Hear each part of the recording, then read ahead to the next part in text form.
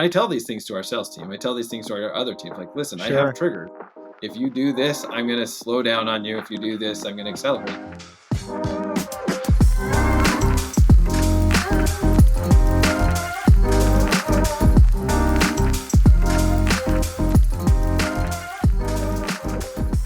From policy advocacy to crisis management to M&A, GCs have the opportunity to be part of important transformative events in a company's journey.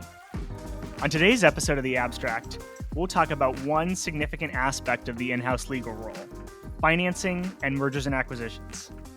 We'll delve into this theme through a few different lenses, including working under private equity ownership, getting acquired by a public conglomerate, and adapting to the changing responsibilities and reporting structures that come along with all of that.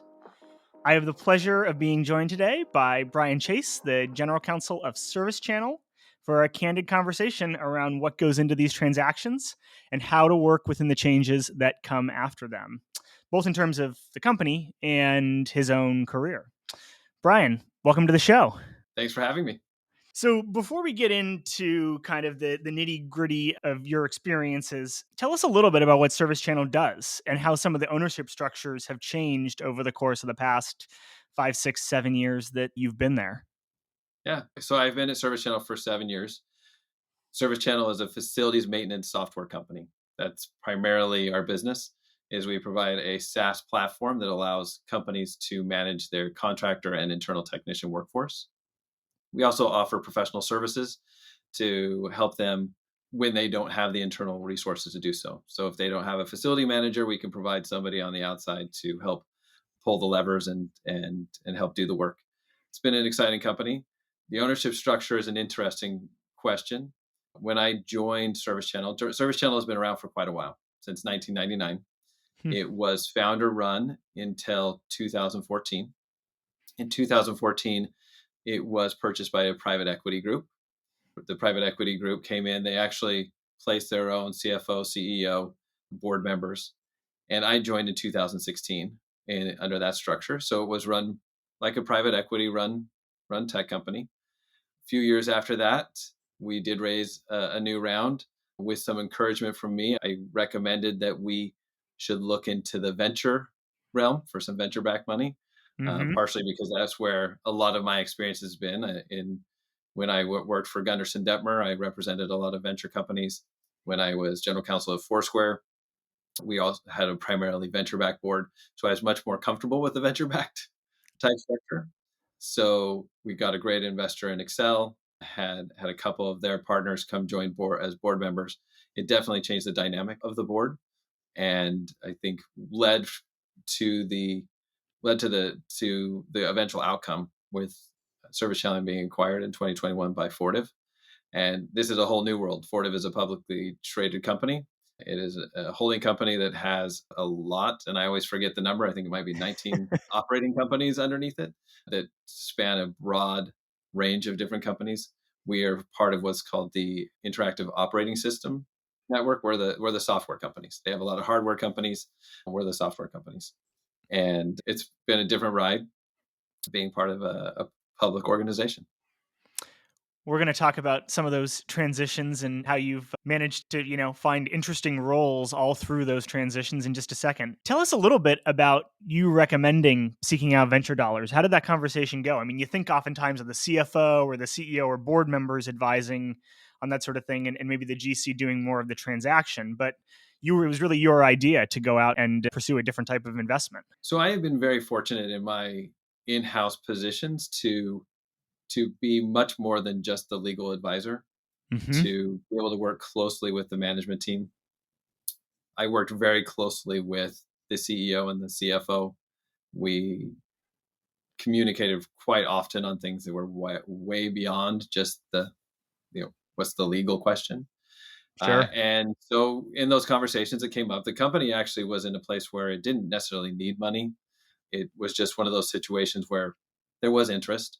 And as they say in the private company space a lot, if there's money available, take it. And so as we were talking about things, and I threw that out, I said, hey, it might be good to bring in some different viewpoints. And it wasn't really even a hard battle, I think, partially because the venture firms that we were looking at were all well respected and a pretty easy an easy decision. And so when the process went, it went pretty quickly. With every one of those funding rounds or acquisitions has come, a little shift, I'd imagine, in how things are run at the company, the outlook, the sort of goals the executive team is pursuing, even maybe some turnover in the leadership team itself. You stuck around through those changes. Tell us a little bit about how your role evolved and how you found a place in each of the sort of subsequent executive teams. So that's a great question. As I said when I first joined, it was it was new for all of us to have a legal person on the team. Hmm. I was the first legal hire at ServiceChannel in 2016, and fortunately, I'd come from an opportunity at Foursquare where I had been involved in a lot of extra things. I started as employee 31 there, and I think some of those experiences gave me opportunities to have a lot more experiences. One surprise that I got within my first week of being hired was that during my interview process, they had mentioned, "Hey, great news! We just hired a head of HR." I learned when I joined that they didn't have a head of HR; that person had actually declined in the period between those two conversations, and they asked me to take over HR responsibilities. So pretty quick off, I was not only just general counsel, I was also head of HR. Fortunately, there were great individuals there. We were using a PEO at the time to help carry a lot of things because I'm not an HR professional by training. So it was good to have that as well as some great internal team members who assisted. But I guess because of my Foursquare days, I was so opinionated about different other things that I got involved. And when there weren't people to fit a role, I was more willing to sit in a role. So when there wasn't somebody to run sales ops, I helped with sales ops. When we learned that there was no lease management group, I helped with lease management. And Hmm. so I would say when I started, I had a lot of those responsibilities, and that actually stayed pretty much the same for most of the time. Over time, we did as the company moved out to California, and as we hired new executives, I hired a head of HR who reported to me for a while before she was moved under the CEO.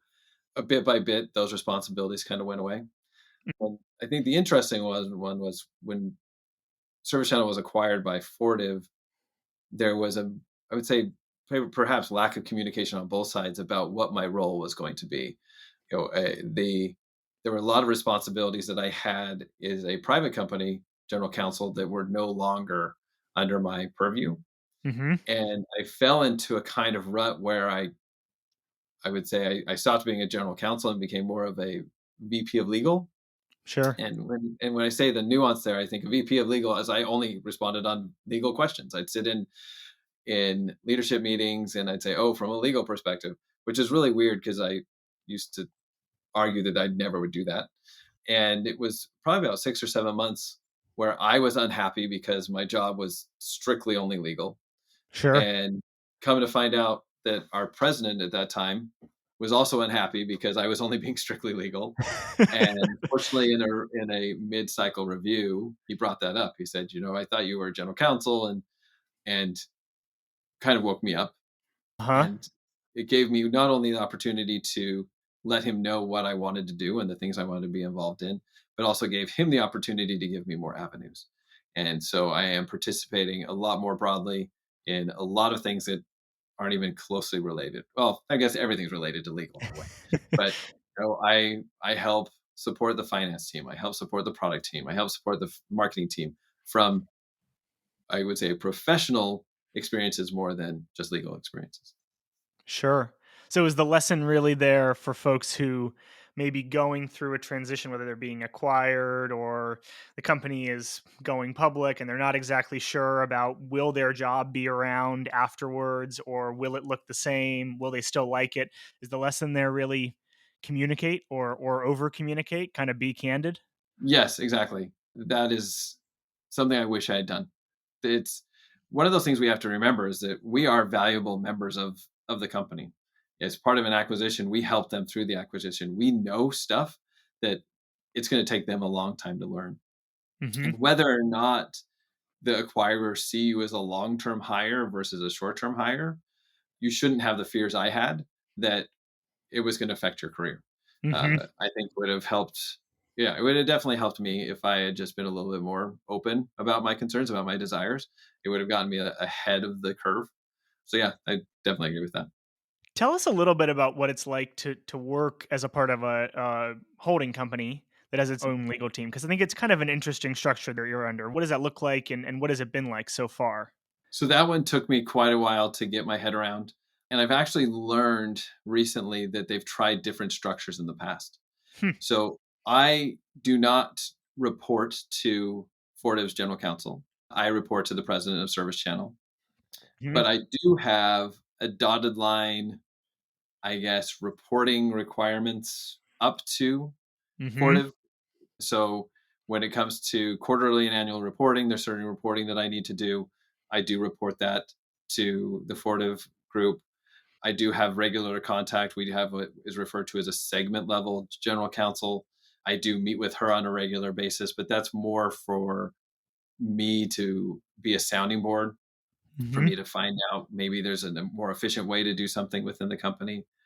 And there are different resources that are shared. So we have labor employment has a great team of labor employment lawyers that I'm able to go to, so I don't need to go to outside counsel. We have a privacy and information governance group, Mhm. compliance group that all sit in the Fortive level that allow us to use them as a first place to go to before we have to seek outside counsel. And then beyond that, there are all the general counsels at the other entities. And I would say I'd stay in contact with at least one of them each week. We reach out to each other for advice for, hey, what's the standard work that's been done in this area? And so it's kind of like our own little network of a Yeah. legal team. And it kind of also gives you that opportunity for those like legal jokes where, oh my gosh, can you believe this happened? Which is funny to us as lawyers, but that none of our other business colleagues understand.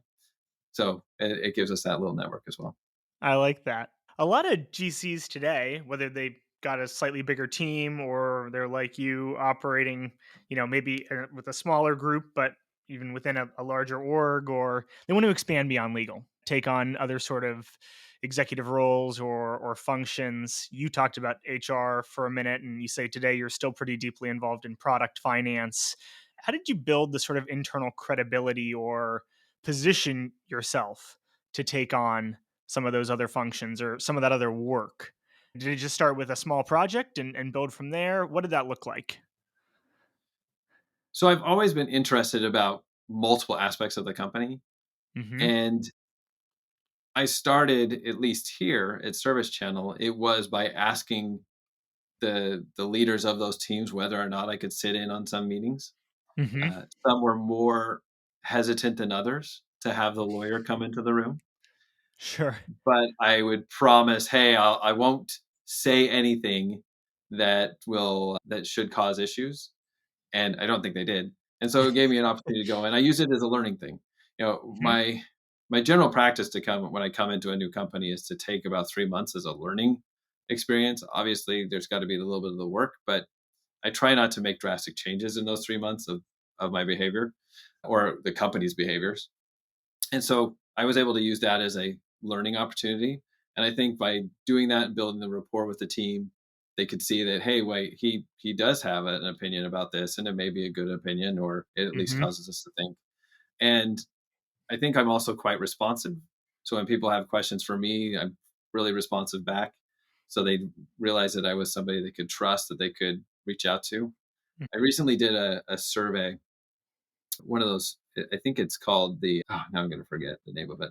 We read a book for one of our leadership conferences, and yeah, so I'm just going to blank. But I learned during this thing that one of my strengths is I'm a connector.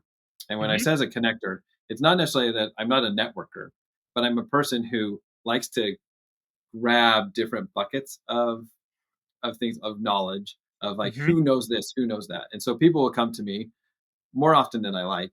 They'll come to me and ask questions. Hey, where's this in the travel policy? It's like, okay, well, I'm not the right one, but let me send you here. Or, hey, tell me where this data is held. Well, I'm not the right one.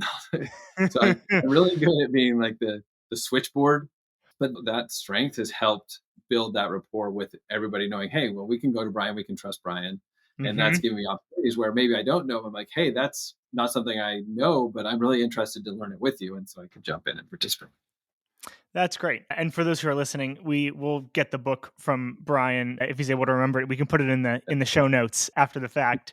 That actually it reminds me of a pretty great quote that I heard once. I was reading a book called How Google Works. Jonathan Rosenberg, who was sort of Eric Schmidt's right hand man for many years there, he's got this great quote or story, I suppose, where he's talking to an engineer, and an engineer starts to get angry, and he's pretty highly paid and influential in the business, and he's like, you're just a very expensive router. He sort of sat back and thought for a second. He's like, yes, that's exactly what I am. Okay, so I did do a quick look at my notes. So it was called the standout assessment. The Is standout assessment. And tell us a little bit about that, because it seems like it may have been kind of impactful for you in how you go about your day-to-day today. Yeah, so it was an assessment where they believe that they are asking the types of questions and fast enough that you have to respond enough that you're not allowed to game the system. That by answering these questions at the speed that you have to, that they can find out what your strengths are. They refer to them as your superpowers. And you Mm-hmm. usually get one or two. The strength roles are they like I'm not going to go through and explain the whole standout roles, but there's Sure. equalizer, connector, pioneer, provider. So there's all these types of things, and they let you know which one you are the highest, and then the second one, and then based on that they analyze like, hey, if you use these strengths, you'll be successful. What's Mm-hmm. interesting about it is that almost everybody who took the test and read it said, this is wrong. Like, this is completely not me. And Mm-hmm. then with me, I showed it to my wife and she's like, oh, this is 100% you. And that's like, so like almost everyone I talk to, they're like, no, this isn't me. And then when they explain what their results were, like, no, that's you. So it's kind of funny that we have strengths and we don't necessarily recognize them. Yeah. I follow up there. It's interesting, I think, to realize those things about ourselves. Has it changed the way that you practice, or like the way that you go about your day to day role? Are you leaning more into those strengths, or I guess sort of the converse of that is, are there things that you're maybe handing off more to others these days, so that way you can focus on what you think your strengths are? So I think so. It's interesting because I actually have a colleague who had the same results as I did. Mm-hmm. And she said, I always feared that I was lazy because I was always passing stuff off. Whereas now we Huh. recognize, actually, no, we were being efficient because we actually didn't know the answer. It made more Mm-hmm. sense to make the connection than for us to play telephone and go through the middle. I don't remember the test. Again, I've taken a bunch of management tests over the years, but I've learned little quirks about myself. For example, I'm the type of personality that if I don't want to do a project, I'll Mm-hmm. do it. I'll just do it last. Like, so when any new project comes in, I like push it. Mm-hmm. And I share this with my team members. I share this with my team. I share this with my leadership, and that way they can check me on it. Like they they know Yeah. like, hey, Brian, we know you don't want to do this. We need you to prioritize, and it But we helps. And really it, need you to anyways. but then other things like I have certain triggers. If you ever send to me something that says, which I know isn't true, clients waiting today, or this, like short times, like if you cry wolf to me, Sure. like I'm gonna put you down again. Same thing. I put you down my list. I'm gonna get to you within my SLAs, Yeah. but but there's certain individuals in our sales team, for example, who figured me out on this, and they're the ones who just send me an email that says, "Hey, can you take a look at this whenever you have a chance?" Like, for some reason, that whenever you have a chance, it always jumps to the top because I push everything down, and yeah, so like, and I tell these things to our sales team. I tell these things to our other teams. Like, listen, I have Sure. triggers. If you do this, I'm going to slow down on you. If you do this, I'm going to accelerate. And I think that's definitely helped people work with me. Some people Mhm. ignore it, and I was just thinking just an hour or so ago that somebody did something, and I'm like, that shuts me down. Like, why would you do that? Like, so, but I think it's Maybe. good when you take these tests. Be honest with your colleagues. Share them with them. Don't keep it in, Mhm. uh, and be honest with yourself that, hey, this is how I operate, and it can help improve one, your productivity, but also how people work with you. And maybe a lesson for sales teams everywhere or product managers looking for privacy review of their features. When it's always urgent, you may undermine your credibility and actually get a slower response. That's Well, funny. don't send the, hey, we need to turn this around today with the like email chain below that shows that you've had it for 4 weeks. Like never. Sure. I also want to talk a little bit about your time at Foursquare before you joined Okay. ServiceChannel. I actually spent a few formative years at Foursquare myself. Unfortunately, we did not overlap, but I worked with another amazing chief legal officer, Mark Ellenbogen there. You set us up for a lot of great growth because you were one of the early employees. You were there for around 6 years as GC. I would notice for those who are counting, Brian spent 6 years at Foursquare and 7 years now at ServiceChannel. So whoever's lucky enough to hire him in his next gig knows that they'll probably have him for the long haul. What was it like being employee number 31 there, being at such a fast growing startup and being in so early? So fun. Probably probably the some of the hardest I've ever worked, but some of the most fun. When you're employee 31, you're not just your role. Mm-hmm. Everyone had other roles. I jokingly say I was the guy who was fixing the printer, but literally I was the guy who had to fix the printer. I asked, I asked about posting our privacy policy in terms of use, and I was told, "Hey, we don't have time for it. Go learn how to code." So I had to learn how to code my own web pages. Wow. Fortunately, they were always really ugly, so at least they'd give me the time to like make it more pretty than what I did. But like whenever there was a privacy policy or terms of use change, I'd have to go in and try to remember how to code HTML. Whenever there were meetings about, hey, we need to talk about new product things, Mm-hmm. everybody came in. It wasn't just the engineer and the product teams. Everybody did everything, but it was nuts. And we were in a space and in a lens that was so scrutinized, but it was so exciting that yeah, it was a really fun time. I do joke that part of the reason that I was hired was because of the scrutiny on the location services. I Sure. joke that one of the benefits of moving to ServiceChannel is the FTC stopped calling my cell phone. It's not a complete joke. Like, fortunately, through the years, I got a good relationship with the staff at the FTC, where Uh they huh. knew that ServiceChannel, not ServiceChannel, Foursquare had their customers in mind, their users Mm-hmm. in mind when it came to privacy. And so when there was a question that came up, there was a lot of incorrect things that would get posted in the Wall Street Journal, New York Times, etc., which would obviously raise the concerns of the FTC. But we got to the point where the FTC could call me and say, "Hey, Brian, Mm-hmm. what's going on?" And we could explain. And then, unfortunately, but that took years to get to that point. Sure. Um, but yeah, it was. I mean, it was just fun. Everybody was working so hard. Everybody worked long hours, but we had a great time doing it.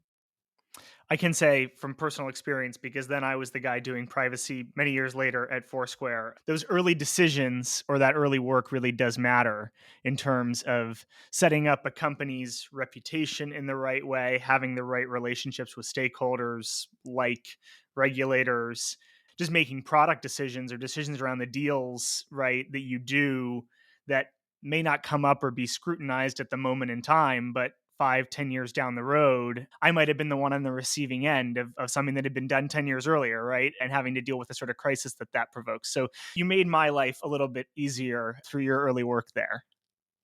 I'm glad to hear it. And I love the company. And one of the things that people may not know is that I was the one who hired my own replacement. Is Mm-hmm. that when it was time for me to leave Foursquare, it wasn't like a I'm out. It was a I knew it was time for me to make a switch in my career, but I love the company. I love the people there, and so I agreed to stay on an extra 2 months, and I did the interviewing. So it was kind of weird to like hire your own replacement. Sure. And maybe I did choose an individual who may or may not have the same hairstyle as myself. I don't know if I'm biased in that, but yeah, I was very fortunate to be at a company that was so great to me that I wanted to leave in as best a place as possible. You alluded to it for a second, but it actually, I think, is somewhat unusual for a lawyer or a general counsel to be hired that early on or as employee number 31. You often sort of see that maybe employee 81 or 121, and that even is sometimes early for a business. What was that process like? Were you having to do a bit of educating and advocating to even get hired, or did they know, like, we want a GC, we need one? So I was outside counsel for Foursquare. So I was Uh-huh. involved in their Series A financing and then became their primary outside counsel. And I think a lot of it had to do with just the amount of work that we were dealing with. As I noted, there was a lot of scrutiny from the Mhm. privacy regulators and newspapers. And I just know it was a lot of distraction for the actual team, which was a very Sure. lean team. And they probably did a cost benefit analysis as well, is that we can pay Brian to be here. And that'll be a lot cheaper than us paying Brian at Gunderson. To be the first. So I think that had a lot to do with it. But it was interesting because it wasn't really an interview because I'd worked with them. I'd been with them the whole time, Mhm. and I was actually down there for a meeting and just went to went to lunch with the COO at the time when he popped the Mhm. question and said, "Hey, do you want to come work here?" I was like, "Whoa, this is weird." And that's another example sort of in your career of not having to really interview for or go out and search for a job. I think one of the themes across a good number of episodes on the abstract on the podcast is the importance of your own personal network. Tell us a little bit about that, including the jump to, a private equity owned business. Not many folks would think naturally after a company like Foursquare, the next thing is going to a PE owned company. So just tell us a little bit about how your network has influenced your career. Yeah. So I interviewed for my first job, which was at Tesla Hurwitz and Tebow, a firm in Boston, Massachusetts, which was a great firm that, due to the world at the time, blew up. And I fortunately was able to jump with a lifeboat to Goodwin Procter. But I had actually met when I was at Tesla Hurwitz and Tebow a few individuals that through actually their service group. So an individual who was on the corporate transaction side, we did a lot of public service with youth in the Boston area, and he heard rumblings that I wasn't too happy with my move to Goodwin. And so he was the one who introduced me to the technology transactions partner at Gunderson. I had one meeting with him and moved on. And then, as I Mhm. said, so then I was at Gunderson. And then at Gunderson, I moved to Foursquare. And then at Foursquare, as I said, it got to a point, I'd been there for a while, that I was like, hey, it's time for a transition. And I had a mentor who said, hey, I know this company, ServiceChannel. You want to take the meeting? And the meeting was, hey, let's go get breakfast. Went to Mhm. breakfast. Like, okay, you want a job? So it's like, okay. So I don't think I've had to dust off my resume for quite a while, fortunately. But I definitely do feel strongly in the networking. When I Mhm. started at Foursquare, I had the great opportunity to meet a wonderful attorney, David Pashman, who at the time was at Meetup. And he and I, he and I started. We were both USV attorneys at the time, and we then met Sarah Feingold, and it started to grow and grow. We started to have, with a small group of individuals in New York, we'd have regular lunches, regular dinners, and we then started to like get CLE credit. We started to get people reaching out to us, and one of those individuals was an individual named Kieran Lingham, who is now known as one of the founders of TechGC. Mhm. And Kieran would come to our things, and one day he just mentions to David and I, who are more of the coordinators, is like, "Hey, do you mind if I coordinate one of these?"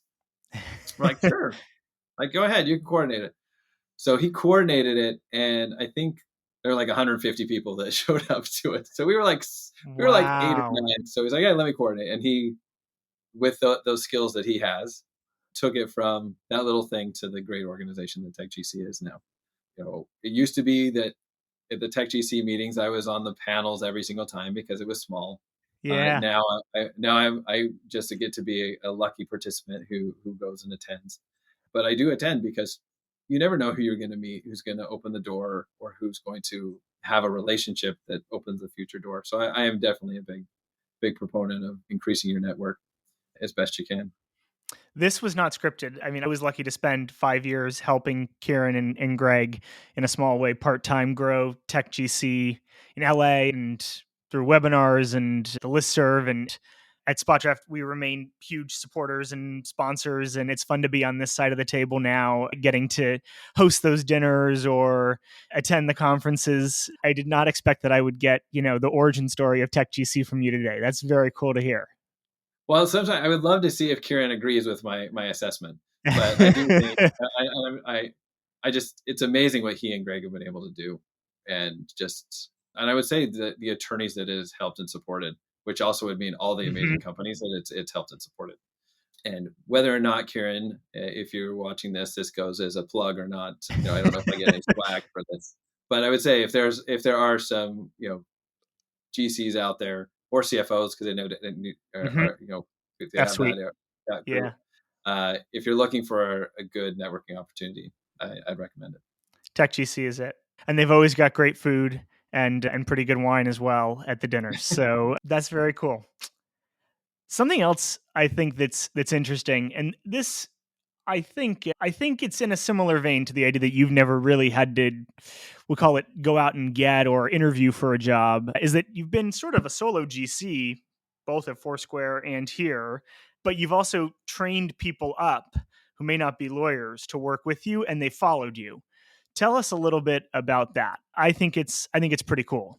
Yeah, I don't know if it's a good sign or a bad sign. It's probably a bad sign. I apparently don't have enough negotiating abilities to get myself more budget. So for all of you who are out who've been able to build out large legal teams, kudos to you. I always end up in the situation where I'm seen as a cost center, and where I start out with the budget at the beginning of the year to get a general counsel or an associate general counsel or a corporate attorney, that they then chop it and they have to figure it out. And so when I was at Foursquare, that was the type of situation. Is that I was definitely overwhelmed, and there was just a lot of stuff going on in trademarks and just managing Hmm. contracts. And so I went to hire a trademark paralegal with contract management experience. And the story I like to share about this is I was hiring people. I had a long slate of candidates, and it was an interesting time. This was 2012. I got For this job role, I got a lot of attorneys who applied for it. It was Hmm. really interesting. But my third interview came in, and at the end of the interview, I asked the question. It was like, "Hey, do you have any final questions for me?" And her question was, "How do you handle constructive criticism from those who report to you?" And That's a and good I knew at question. that exactly, and I knew at that moment that I was going to end the rest of the interview process and offer her a job. We have now worked together for over a decade, and after a month of being at Foursquare, she had all the trademark stuff cleaned up and she had all the contracts organized and said, "Well, what else can I do?" And so I Hmm. said, "Hey, you interested in learning NDAs?" So I taught her how to do NDAs, and then we moved to, I think it was co-promotion agreements, and then to license agreements. And now I would say she manages 99% of our commercial contracts here, and it goes toe to toe with law firm trained or law school trained attorneys all the time. So here at ServiceChannel, I was looking for somebody to just help manage with the privacy program that we have, Hmm. and hired a person with that focus. Quickly saw that the woman that I hired had a lot more abilities than just tracking paperwork, Sure. and she now manages our privacy and compliance program. Hmm. So I've been very lucky that the paralegals that I've hired have wanted to do much more than just the initial jobs. But I feel it's been it's been fun for me as well, though, just to get to see these individuals grow and learn. And it teaches me as well, because when you're teaching something, the gaps in your understanding are become very apparent, because Uh when they ask a question and you say, "I don't know," huh. I don't know everything I think I know. So I think it also improved my abilities and things as well.